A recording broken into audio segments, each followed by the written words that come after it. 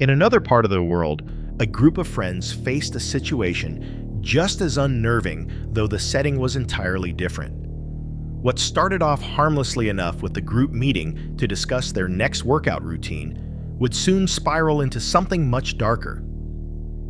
A few days later, the friends decided to head out on a camping trip, eager to escape into the isolation of the wilderness. They came across what seemed like a hidden spot far from any trace of people, and quickly settled in for the night.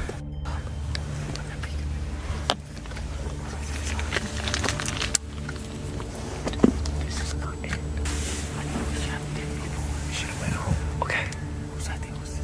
Shut up. Let me try to see if I can hear it. Bro, that sounds like some demonic stuff. Bro, if he gets closer, I'm out. As night fell, the silence was suddenly interrupted by a distinct human voice calling out from the trees no more than 20 feet away. The group froze, sharing nervous glances. Trying to break the tension, one of them called back, only to be met with a stream of profanity.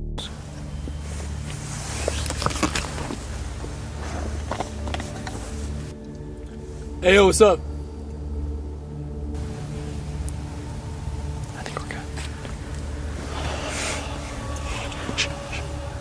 Can't keep looking out. The stranger's words carried sharp hostility, as though the campers had intruded on territory that wasn't theirs. Shut up, hold on. Where's the knife? What happened? Where's the knife? Knife. Knife. I don't know, I don't think we have it. Yeah, we should be fine, but for our own safety, we should get out of here.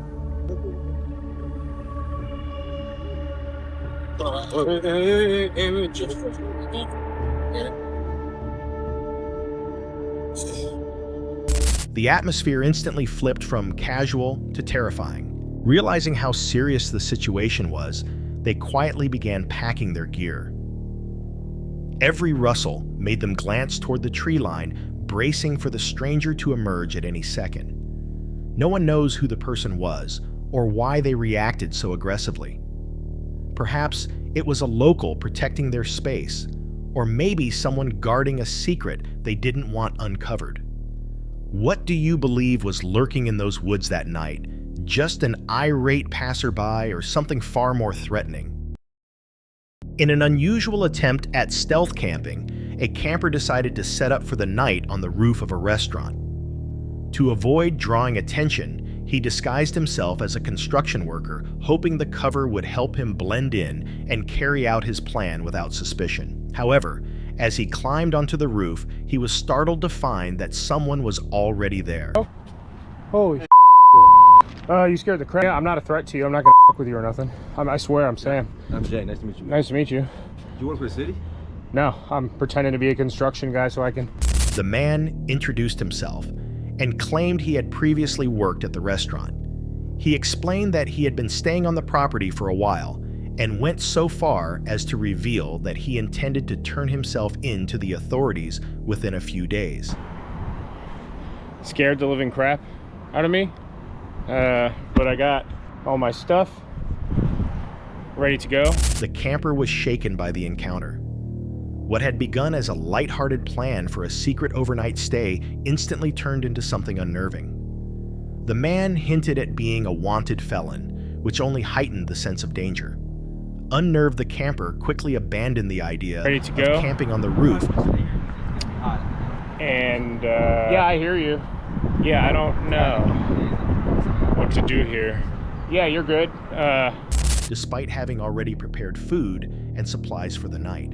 The identity and intentions of the stranger remain unclear. Was he truly a former employee who had fallen on hard times, or was there a more troubling backstory behind his claims of being wanted? If you were in the camper's shoes, would you have stayed to find out more, or left immediately as he did? On July 12, 2025, veteran adventure filmmaker Andrew Steampier White uploaded a striking video to his channel, ASPW Experience. With more than 30 years of travel and documentary work behind him, Andrew has built a reputation for calm, rational storytelling. That background made what he captured during a camping trip in Zimbabwe even more unsettling, because even he, someone not prone to sensationalism, admitted he had no explanation for what appeared in the sky. The incident occurred while Andrew, his wife, and their guide were camping along the shores of Lake Kariba. Hello, my name is Andrew St. Pierre White. I am an adventure travel filmmaker. I've been doing this for over 30 years. And on a recent shoot in Zimbabwe, I witnessed something that I cannot explain. So I'm going to ask you in the comments to share with me what you think this might be. I'm not a kind of guy that is particularly into conspiracy theories, particularly when they're ridiculous. But I'm also interested in them when they have some validity. So I feel as I have a pretty open mind when it comes to this kind of thing. My mind can't open enough to explain what I saw. But the beauty of this is I photographed it. So what I'm going to show you now is there were three of us, my wife and our Zimbabwean guide, Graham Sharp. We were sitting. The sun had long set. Everybody else was in their tents. We were sitting up having a sherry and looking at the night sky and just talking about stuff. As night settled in, the group enjoyed a quiet evening under the stars when Andrew noticed something unusual. I said, hang on a minute, that star just moved. Strange, must have been a figment of my imagination. A few minutes later, it definitely moved. And I said, whoa, guys, that star, and it was a particularly bright star, that star just moved. So we all looked at the star, and it moved. It moved down and left, and then turned off. Okay, it's a man-made thing. It looked like a star, and it was stationary in the sky, like stars are. Of course, they're not stationary. They move, apparent to our location, which can be captured on a time-lapse camera. And guess what? I had a time-lapse camera running, and I realized, hey, whatever that was, my time-lapse camera is pointing in the right direction, I think. It's going to be towards the left of frame, but I think that my time-lapse camera will capture this. Then what happened? Another star appeared, and then that one came back. It turned itself on. Stars don't turn themselves off and on. Like a switch. Click, it's gone. Click, it's back on again. A bright point of light resembling a star suddenly shifted its position. It dimmed, disappeared entirely, and then reappeared. Andrew realized his time-lapse camera, already aimed at the night sky, may have recorded the anomaly.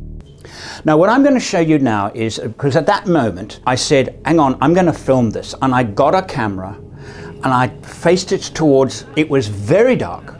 The camera I'm using is pretty good in low light, but it's not magic. It did pick us up, and we started to discuss in real time what we were watching.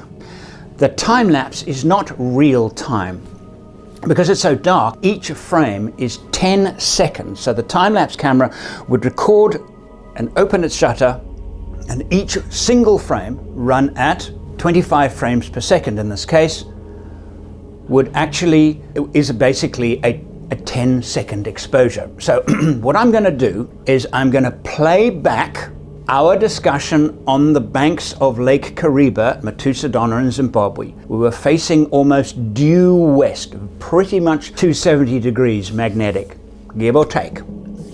And the sun had gone down in that location. There were a series of hills, and I'm going to now go through and try and match up the frames recorded with the time-lapse camera to what we were actually seeing at the time, and then I might cut in my thoughts now as I put this film together of what I think this phenomenon, well, I don't know what it is, but I have witnessed a few things. And one of the things I want you to notice straight away is that it is fairly obvious that the phenomenon was exo-atmospheric. It was not within our atmosphere, because our atmosphere is stationary in the frame. On review, the footage confirmed what they had witnessed. The light pulsed in and out, then others appeared beside it. 2, then 3, then 4. Star-like objects flickered in and out of view, shifting in ways celestial bodies simply do not. To rule out conventional explanations, Andrew compared the anomalies to an actual airplane that entered the same frame.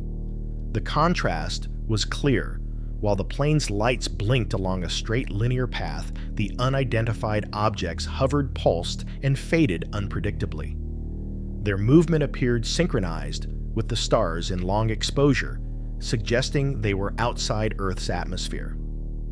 The following night, he set up again. We are filming this, folks, because we are witnessing a UFO right here. Now, there is a camera I set up about 2 hours ago, maybe a little less, over there before the moon came up, which is a time lapse.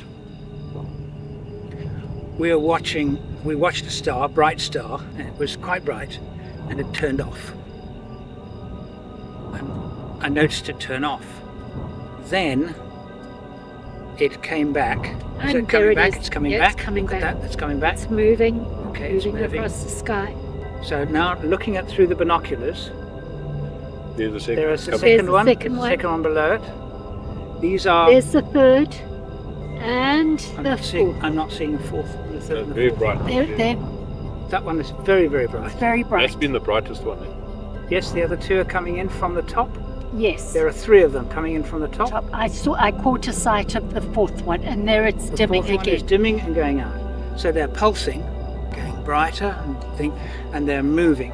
They're physically moving, but they look like stars, right? So they have the same. They even twinkle a bit, don't they? They Yeah, twinkle. they twinkle, They twinkle like a star twinkles.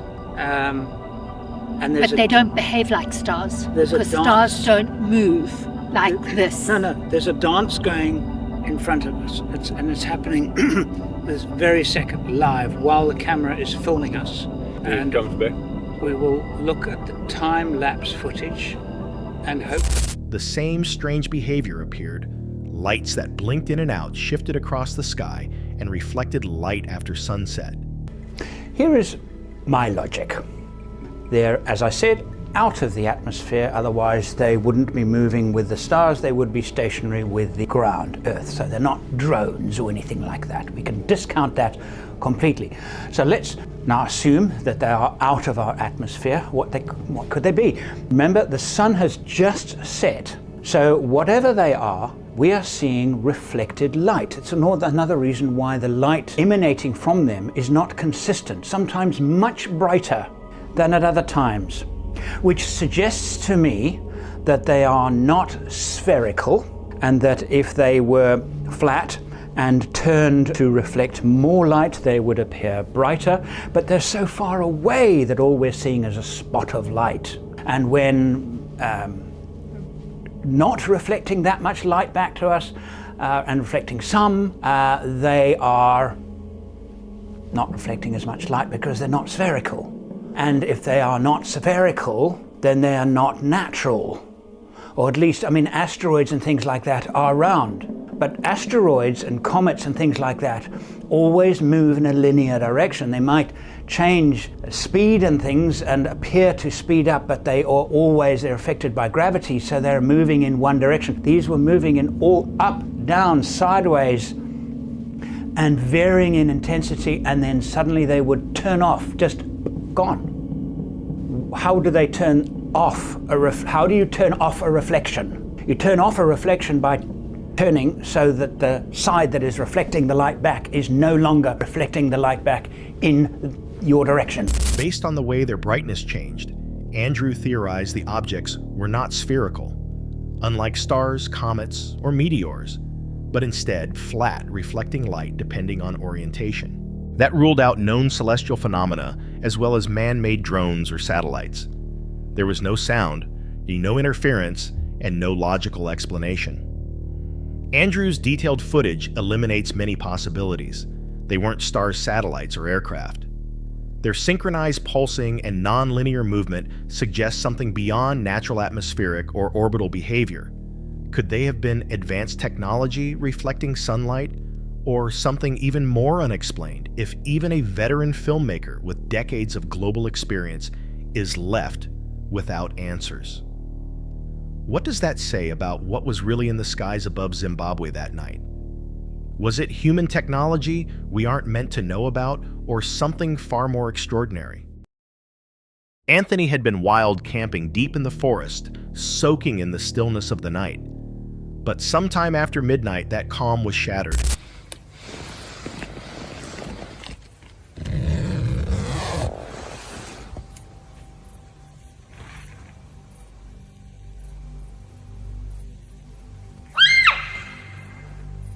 A chilling sound tore through the silence and jolted him awake. Groggy and disoriented, he grabbed his camera to document what was happening. What he captured was a scream, high-pitched, unnatural, and unlike anything he had ever heard from wildlife before. Fear escalated when he realized the flap of his tent wasn't fully closed. He hurried to zip it shut, his heartbeat racing as the strange noise seemed to move around his campsite. Then, without warning, the recording cut off, leaving viewers with no clear answer as to what came next. Some believe the sound could have been a fox, an owl, or another nocturnal animal making eerie calls. Others argue it was too unnatural, raising questions of something paranormal or even human lurking in the woods that night. If you were camping alone and heard that kind of scream circling your tent, would you stay hidden inside or make a run for it into the darkness? RBD Whispers is a small but steadily growing exploration channel run by a mother and daughter team who travel across the United States documenting abandoned places. Their videos usually have a calm and welcoming tone, often highlighting the beauty of old houses, barns, and forgotten buildings.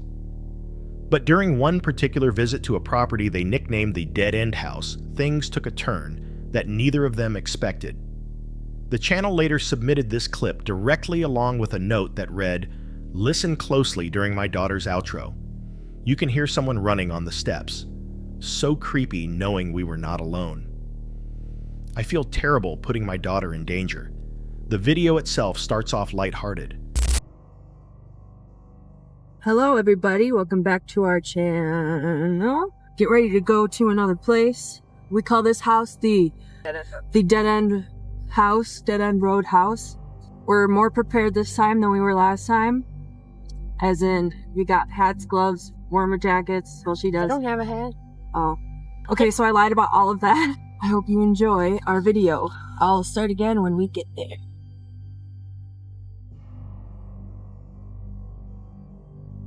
Before, last time we came, there was a truck that was hidden behind these logs. There's a highway right there, and the truck was hidden right here.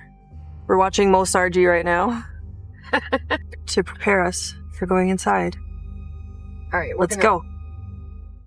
The daughter laughs about being better prepared for this trip, listing off hats, gloves, and jackets, though admitting she forgot a few of them. The house they enter looks exactly like the kind of location urban explorers seek out.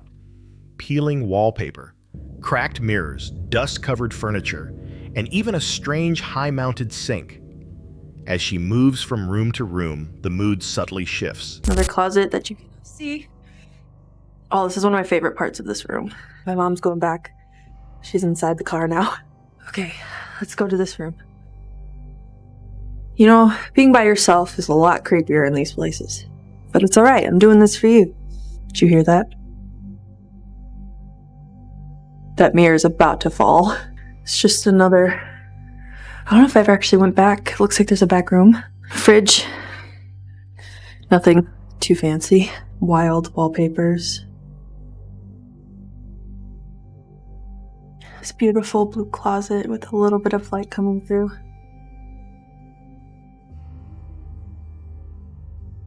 Her mother returns to wait in the car, leaving her alone inside.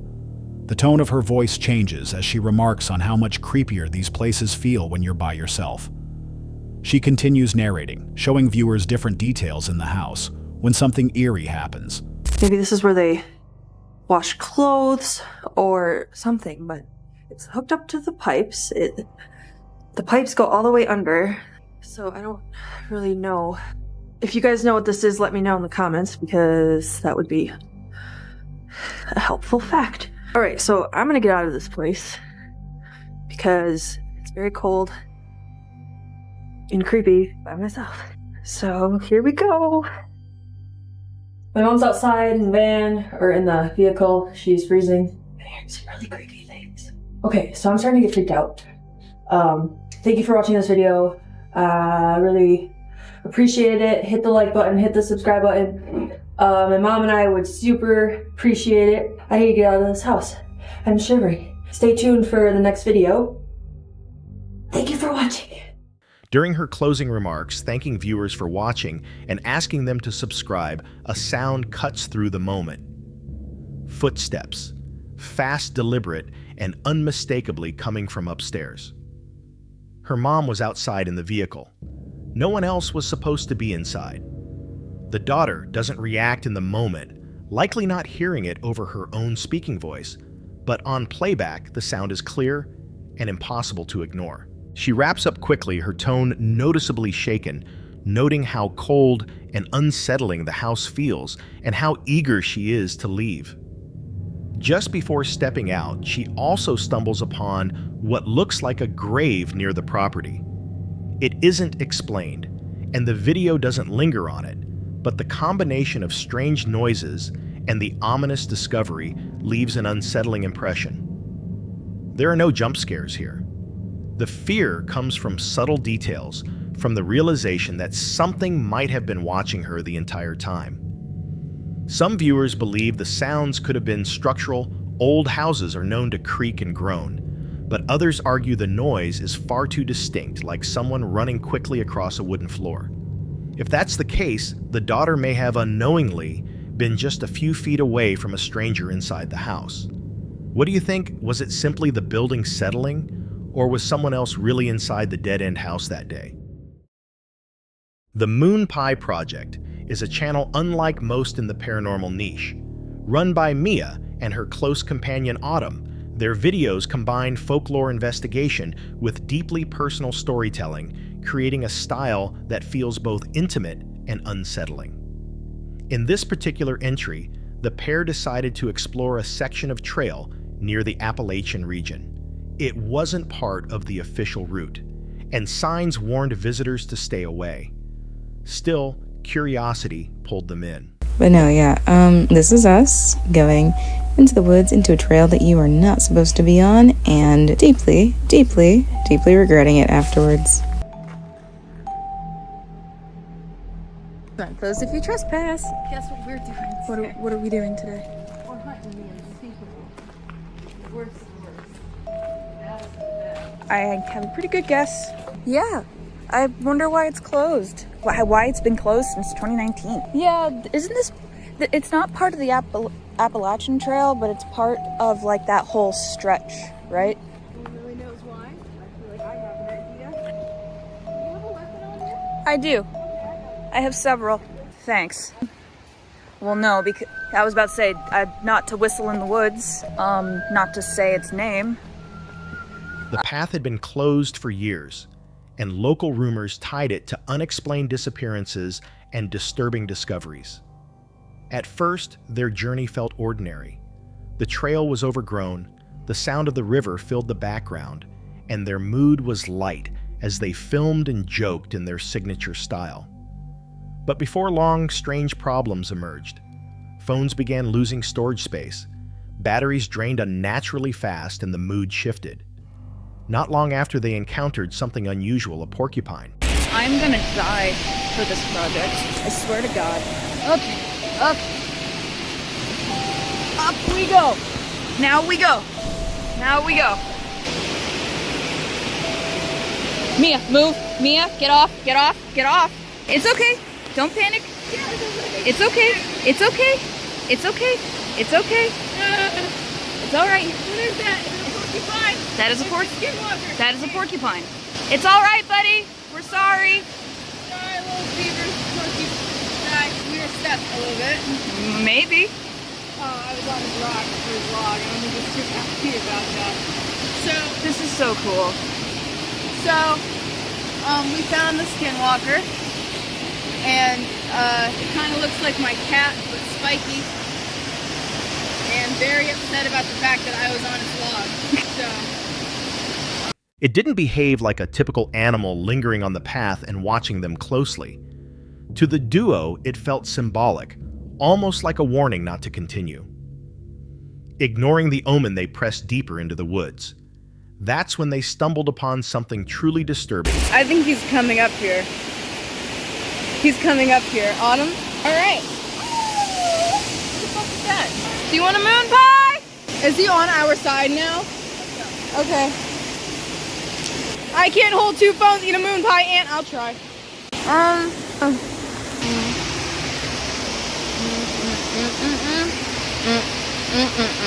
There's random pictures of people printed out up here. Okay, here you go. I found some like witchcraft things. What? There's like black and white pictures of people printed out. Where? Oh. Yeah. I think that porcupine was our sign to leave. Printed photographs scattered across the ground, some black and white, some torn, arranged in deliberate patterns. Alongside them were symbols scratched into nearby stones. To outsiders, it might have looked like random debris, but to those who know Appalachian lore, the markings seemed ritualistic. The tension grew heavier. They tried to remain calm, but as noises echoed around them, instinct screamed to leave.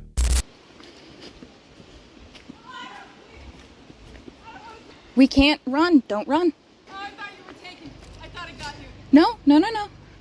No, no, no. Mia, we can't run. If it is what you think it is, running gets its attention. Shh, shh, shh, shh. It's okay. I don't like dogs. It's not a dog. What is it? Take this. It's not a dog? What is that? Don't worry about it. We're just gonna go back to the car. We found it. It's after us. We're gonna walk to the car. We're gonna walk to the car. Oh my god. Wait until we get out of the woods. Keys out. Oh my god. It's laughing. It's yelling. That's what it was. Found the source. Still, something held them back, an invisible pressure, as if they were being watched. For those familiar with skinwalker legends, this moment carried weight.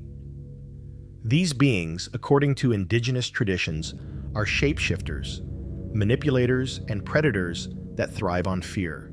The girls debated running, but they knew that fleeing might only make them prey. Instead, they forced themselves to walk back toward their car. By the time they emerged from the forest, their fear was written not in their words, but in the silence between them. In the woods, you can't go running off to follow you because that means you're food. I'm freezing my hands. I thought it was over. I thought we were dead. They were laughing and yelling and barking. Who does that? I don't know. Ooh, don't drive off the bridge. Say what you just said again. Predators don't run from predators. To the thing that we were looking for, we are prey animals. We can pretend that we're predators. If you hear something in the woods, and it's not obviously like a bear or a coyote, and even then, you shouldn't run away from it, because similarly to when you're swimming in the ocean and you swim away from a shark, instinct kicks in for it to follow you, just because you're swimming away from it. So you just have to be like, oh, you know what? I am bored and I don't want to be here anymore. And just walk away like nothing's wrong. Relief was immediate, but the feeling of being followed never quite faded. They hadn't found what they were looking for. Instead, something had found them. Viewers debate what the duo encountered that day. Some believe it was ritual remains left by humans, others think it was coincidence. Yet many point to the drained devices, the strange behavior of the porcupine, and the overwhelming sense of dread as signs they may have stepped into something beyond explanation. Do you think Mia and Autumn were brushing against an old legend made real? Or was it simply their fear amplifying a string of unsettling coincidences? That's it for tonight. Which moment creeped you out the most? Drop it in the comments. Have your own story? Share it with us. and stay tuned. The next one is even darker.